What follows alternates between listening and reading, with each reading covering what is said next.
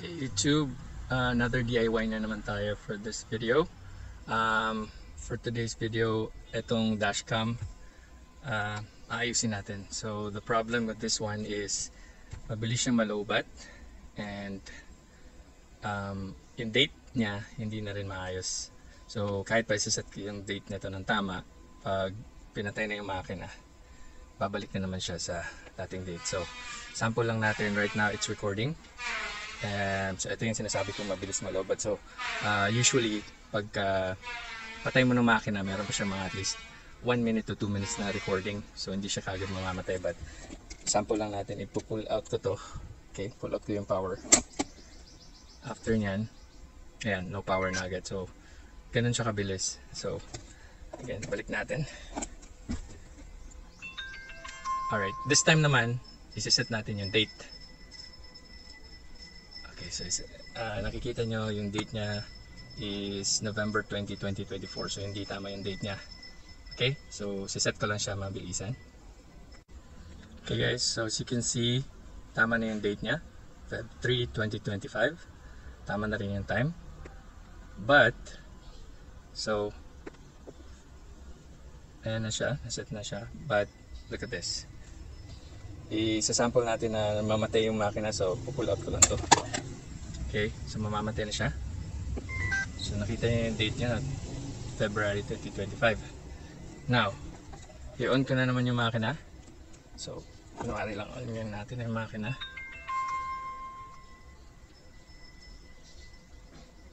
Date niya is November 20, 2024. So hindi tama yung date niya. Hindi siya tama. So, this time, ayusin natin. Tayin muna natin. Then tanggalin natin to. And ayusin natin. Alright? Okay guys, so ito yung likod niya. Ang tatanggalin nyo lang dalawang screw. Ito, tsaka ito. So the tools yung gamitin is ito lang, maliit na screwdriver. And then isang prying tool. So pag natanggal nyo na to, syempre tanggalin nyo din muna yung memory card or SD card. And then flip nyo lang ito sa harap. Then tanggal ko na ito. So ang gagawin nyo lang is ipapry nyo lang ito. Ganyan siya. Ipapry nyo lang. Just be careful. Pwede nyo gamitin ito.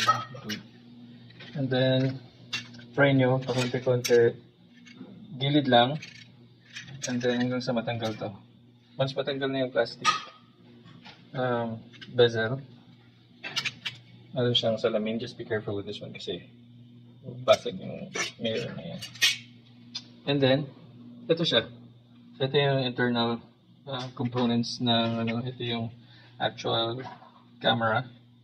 And then ito yung buttons, ito yung control board, tsaka ito yung pinaka problema, itong battery na to. Kung napapansin nyo, yan, nakabukol na yan. Right, so bulging na. So this is what we're gonna replace. Let's see if 3.7 volts lang din siguro ito.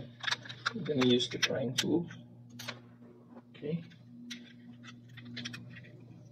So wala siyang so ayan guys, so sobrang bukol na niya.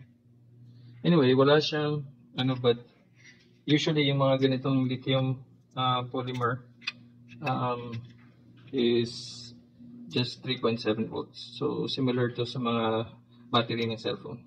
Right, so ito lang yung papalitan natin. Maghanap ko ng spare old batteries ng mga old cellphones and see if I could squeeze or fit it in this space.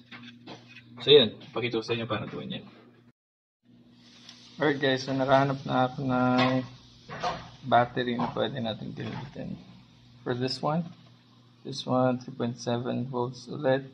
There's similar dun sa luma, but this one packs a 1100 mAh, so madami-dami yung storage nito. So okay pa naman, di pa ganun ka, siguro may konting bukol, but nagamit ko na to and I know this is good, and I think I found the perfect spot where I'll be placing this one.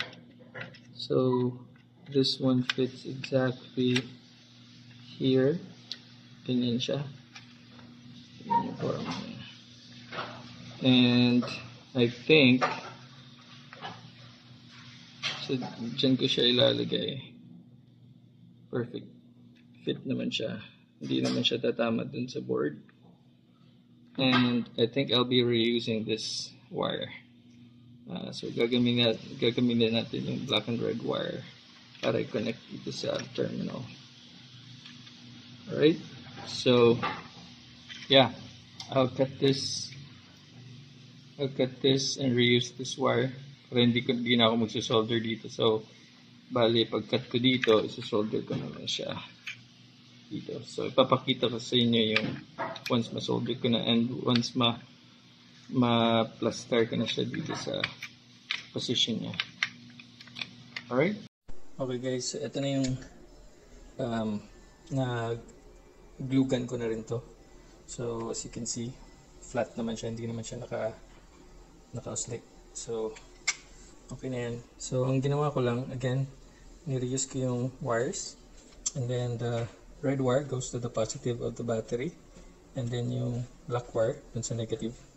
So, okay na to. Pwede natin i-test.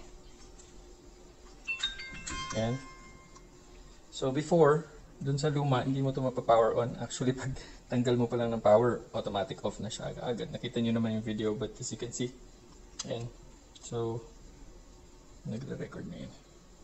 Alright, so for sure, kaya na nating palitan to ng date. Hindi na yan mabubura kasi kaya na yung mag-hold up ng battery. Alright, so patayin natin. Okay, so ibabalik ko na lang to. Just like that. And then, babalik natin to. And then yung dalawang screw sa likod. Dito. And then, yan, kakabit na natin sa sakyan ulit. Alright, papakita ko yung final once ma-change ko na rin yung date. Hindi na siya mawawala. Alright? Okay. Alright guys, so ito na siya. Nakabit na natin. As you can see, tama na yung date. February 3, 2025. And then, it's afternoon na. So, actually, kanina, sinet ko na yung time neto before ko pala makabit. So, even without power, or without the USB power, as long as meron naman siyang internal battery yung kinabit natin or yung pinalitan natin na battery, ibig sabihin okay na talaga siya. Meron na siyang, kumakarga na siya ng battery. That means nung kinabit ko na, hindi nagbago yung time. Alright? So, ngayon, i-demo natin kung anong mangyayari kung papatayin ko yung makina. So, pag papatayin ko yung makina, it's similar as pulling this out. Okay, so binunot na natin. As you can see, ayan.